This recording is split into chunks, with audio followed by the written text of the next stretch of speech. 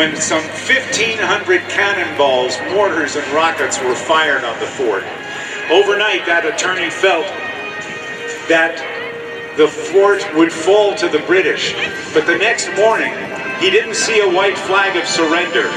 He instead saw a huge 32-foot by 40-foot American flag flying above the fort, indicating an American victory. That attorney was also an amateur poet, and he was inspired to write a poem called The Defense of Fort McHenry, the first stanza of which became our national anthem. His name was Francis Scott Key, and as we watch these parachutes come in with this stiff breeze, the all-veterans parachute team will be bringing in the American flag.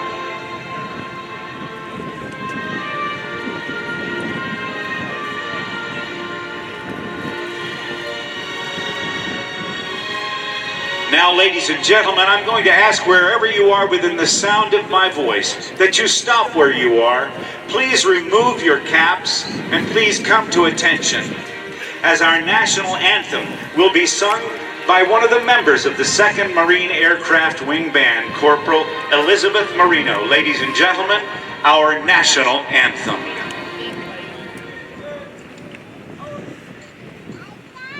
Oh, say, can you see by the dawn's early light what so proudly we hailed at the twilight's last gleaming, whose broad stripes and bright stars through the perilous fight o'er the ramparts we watched were so gallantly streaming, and the rocket's red glare, the bombs bursting in air, gave proof through the night that our flag was still there. Oh, say, does that star-spangled banner yet wave o'er the land of the free and the home of the brave?